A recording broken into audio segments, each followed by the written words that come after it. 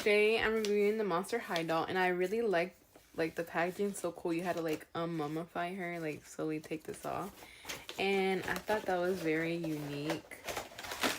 And it was gonna be able to fall out, which is a good sign that it doesn't, and it stays here. Like, it's so nice, the details. Then you take it off, and then here is the doll you get. Okay, I finally took her off the box, and look how pretty she is. And it comes with a little purse. It also came with little boots and a headband, so and a little drink, which is so cute. So she can have her little purse here, and this is perfect for your kids that love Monster High. It's pretty good quality. It's a little hollow, but that's expected with dolls like this. And also the outfit's just really nice. It's a perfect gift if your child is obsessed with Monster High, or yourself. Like, some people enjoy collecting these as well. The hair does not fall out, which is great. I was so scared